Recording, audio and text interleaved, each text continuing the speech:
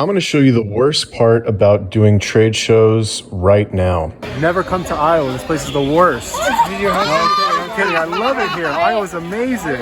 It's impossible to talk about any commission-only sales job without acknowledging the fact that some days are going to be better than others. Working in trade shows is no exception. Last week, I had one of the worst weekends I've ever had since starting this job 3 months ago. The trip started out like any other: fly out of San Antonio on Thursday, occupy myself during a 3-hour layover in Denver, and then connect into Minneapolis in time to be there by 10 p.m. Not only that, but because the show was in the middle of nowhere, aka Mason City, Iowa, we had an extra 2-hour drive because Mason City's airport does not accept commercial flights. Now, before we go any further, let me clarify one thing. I like doing trade shows. You get to travel for free, the money's great, and your interactions with people are mostly positive.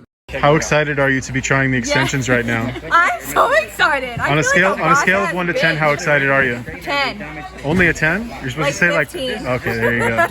Tell me how much you love your hair right now. Go. I like it a lot. No, I want to hear love. Tell me how much you love it. I love it 10 out of 10 so far. Okay, great job. Great job. And how much do you love Maria? I like her a lot. And how much do you love Grandma over there? Who? Or is that your mom? Mom.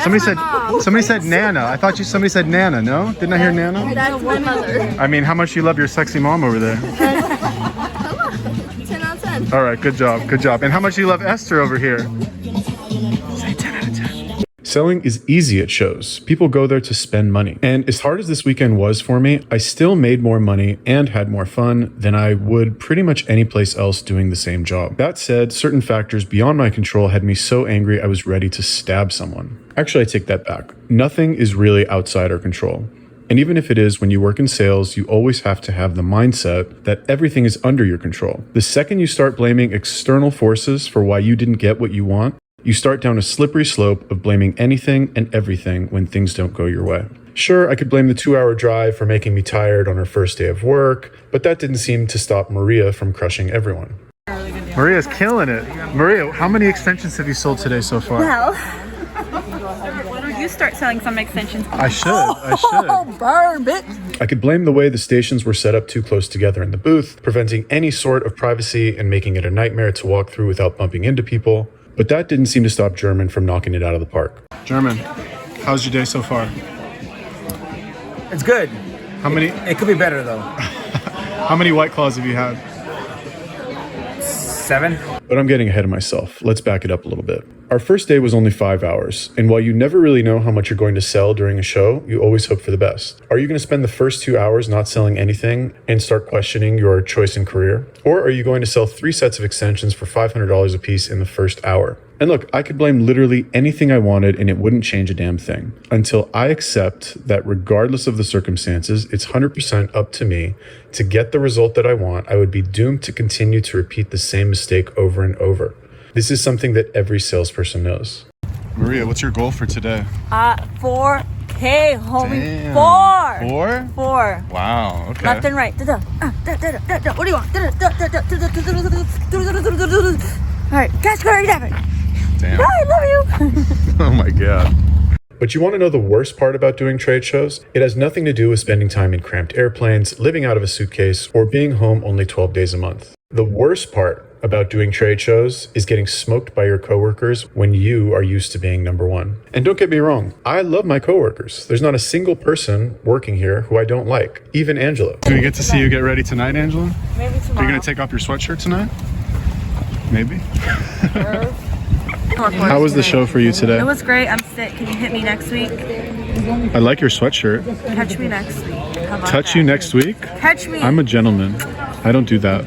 And in some strange way, I don't even care if they do better than me because I want them to do well. But companies that send people like us to do shows don't just send anyone. They have to pay for flights, hotels, Ubers, and they're not going to send people who don't know what they're doing. At one point in our lives, we were all the best where we used to work. But what happens when you put us all together? Somebody has to come in last place. And on Saturday, that someone was me. Now look, I know this sounds like a negative experience, but I really don't mean it that way. Even though this is one of the worst shows I ever did, everything is relative. When you get better, your problems get better too. We still hit the gym, we still went out after work and had a good time, and we still got to meet a ton of interesting people from a city that we'd probably never get to otherwise. Say, oh my God, I love this new curler thing. It's great. No, come on, you can do it. What about you? You can do it, right? Go. Say, Oh my gosh, I love this new curler thing. It's amazing. It's amazing. Yay, high five. Great job. All right, what about you?